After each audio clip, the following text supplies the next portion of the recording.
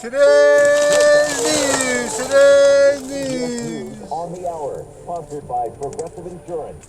I'm Michael Wallace. Southern California's newest wildfire is in the mountains northwest of Los Angeles, and it's spreading quickly.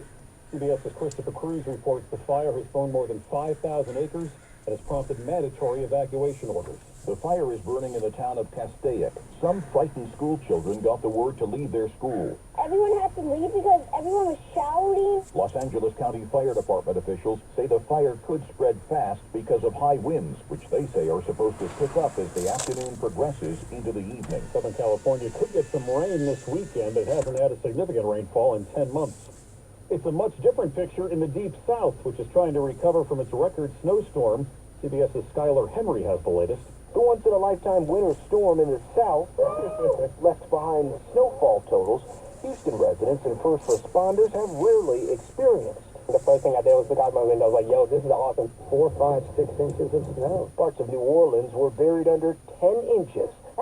More than 3 times the city's previous snowfall record. There's been a deadly shooting at a high school in Nashville. The shooter entered into the cafeteria, firing multiple rounds in the cafeteria, striking her, and then before pulling the weapon on himself. Nashville Police Chief John Drake says a second girl who was grazed by a bullet has been released from the hospital.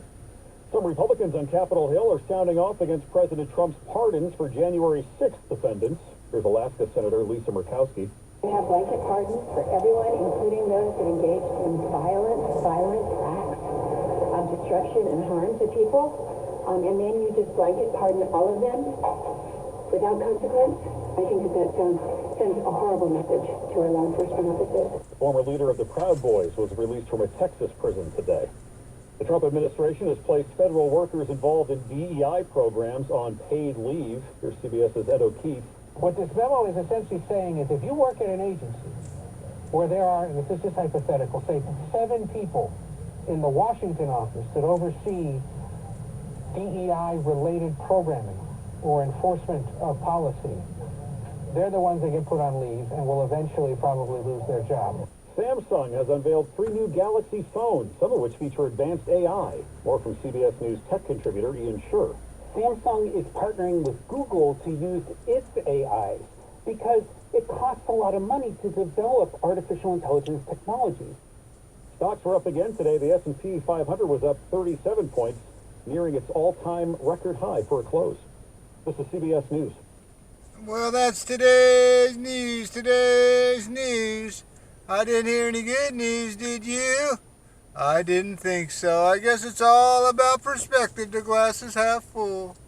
Well, as always, I'd like to thank you again for coming along with me on these Dash Cam News adventures.